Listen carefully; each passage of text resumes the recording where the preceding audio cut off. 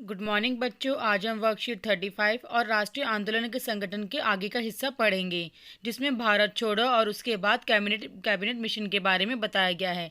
आइए चलिए देखते हैं बच्चों आज की वर्कशीट में हमें क्या क्या दिया है।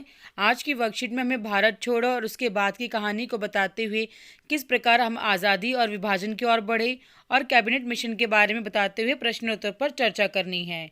आइए चलिए देखते हैं। सबसे पहला टॉपिक है भारत छोड़ो और उसके बाद। महात्मा गांधी जी ने दूसरे विश्व युद्ध के बाद अंग्रेजों के खिलाफ एक नया आंदोलन शुरू कर दिया था। तो बच्चों, दूसरे विश्व युद्ध के बाद ये आंदोलन शुरू हुआ था। उन्होंने अंग्रेजों को चेतावनी दी कि वे फौरन भारत छोड़ दें। गांधी जी ने भारतीय जनता से आह्वान किया कि करो या मरो के सिद्धांत को चलते हुए अंग्रेजों के विरुद्ध अहिंसक ढंग से संघर्ष करें कि हमें आज़ादी प्राप्त करनी ही है। गांधी जी और अन्य नेताओं को फौरन जेल में डाल दिया, क्योंकि वो जनता को सामने की स्थिति दिखा रहे थे कि किस तरह आज़ादी प्राप्त करनी है। इसके बावजूद ये आंदोलन चलता गया। किसान और युवा इस आंदोलन में बड़ी संख्या में शामिल हुए और बच्चों, विद्यार्थियों ने अपनी पढ़ाई लिखाई छोड़कर आंदोलन में हिस्सा लिया। देश भर में संचार, राज्य सत्ता के प्रतीकों पर हमले हुए, यानी ताकि जनता तक खबरें ना पहुंचे, इस पर भी हमले हुए।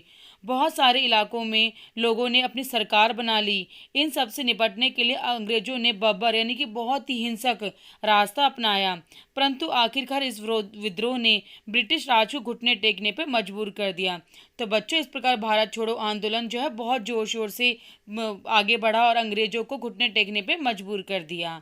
आइए चलिए देखते हैं किस प्रकार हम स्वतंत्रता और विभाजन की ओर बढ़े। स्वतंत्रता और विभाजन की ओर पार्टी में मुस्लिम लीग ने देश के पश्चिमोत्तर और तथा पूर्वी हिस्सों में मुसलमानों के लिए स्वतंत्र राज्य की मांग करते एक प्रस्ताव पारित किया कि बच्चे, पाकिस्तान और बांग्लादेश को क्या कहते थे, पूर्वी क्षेत्र कहा था। तो उसके लिए मुसलमानों के लिए अलग राज्य की मांग की।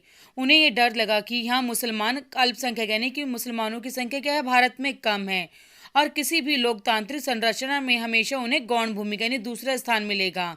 और उनको यह भी डर था कि मुसलमानों को प्रतिनिधि ही ना मिल पाए, यानी मुसलमानों को जो एक नेता ही ना मिल पाए। तो 1937 में मुस्लिम लीग की संयुक्त प्रांत में कांग्रेस के साथ मिलकर सरकार बनाना चाहती थी, परंतु सरकार कांग्रेस ने इस प्रस्ताव को स्वीकार नहीं किया। बच्चों, मुस्लिम लीग के नेता चाहते थे कि वो कांग्रेस के साथ मिलकर सरकार बनाए, लेकिन कांग्रेस ने प्रस्ताव को मना कर दिया, जिससे फासला और बढ़ गया, हिंदू मुसलमानों में फासला और बढ़ गया। 1946 में दोबारा चुनाव कराए गए। सामान्य निर्वाचन क्षेत्रों में कांग्रेस का प्रदर्शन तो बहुत अच्छा रहा, परंतु मुसलमानों के लिए आरक्षित सीटों पर लीग का बेजोड़ सफलता मिली।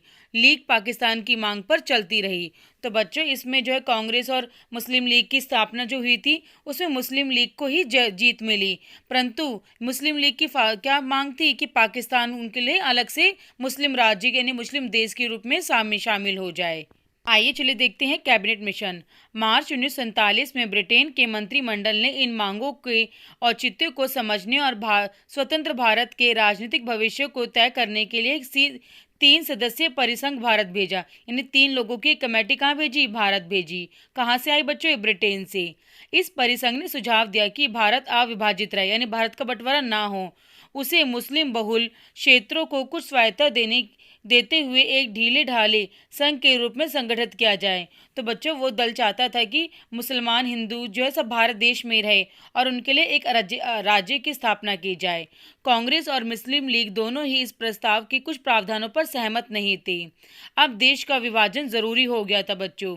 मुस्लिम लीग ने पाकिस्तान के लिए आंदोलन शुरू करने का फैसला कर दिया था।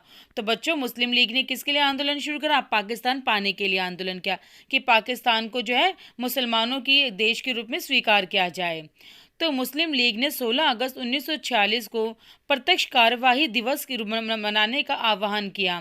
इस दिन कलकत्ता में दंगे भड़के और कई दिन तक चलते रहे। इन दंगों में हजारों लोग मारे गए और मार्च 1947 तक उत्तर भारत के विभिन्न भागों में हिंसा बहुत ज़्यादा फैल गई। कई लाखों लोग मारे गए, कई कितनी न जाने कितनी महिलाएं इस विभाजन की हिंसा में अत्याचारों का सामना करना पड़ा। करोड़ों लोगों को अपना घर बार छोड़ के भागना पड़ा और रातों रात अब जहाँ उन्हें कहीं और ज़मीन पर आकर बसना पड़ा। इस प्रकार ब्रिटिश शासन से स्वतंत्रता का यह आनंद विभाजन की पीड़ा और हिंसा के साथ हमारे सामने आया। तो बच्चों, ये बंटवारा हमारे लिए सुखदायी नहीं था, बल्कि इसके कारण बहुत ज़्यादा दुख हुआ, क्योंकि लोगों को अपना घर छोड़ना पड़ा, कितने अत्याचार सहने पड़े। तो बच्चों, भारत पाकिस्तान का बंटवारा जब हुआ था तो बहुत ही ज़्यादा लड़ाइयाँ हुई थी, जो आज भी उन्हें सुनकर देखकर आंखों में आंसू आ जाते हैं। तो आइए चलिए देखते हैं बच्चों प्रश्न उत्तर। आइए चलिए देखते हैं प्रश्न 1, भारत छोड़ो आंदोलन किस प्रकार फैला। किसान और युवा इस आंदोलन में बड़ी संख्या में शामिल हुए। विद्यार्थियों ने अपनी पढ़ाई लिखाई छोड़कर आंदोलन में कूद पड़े।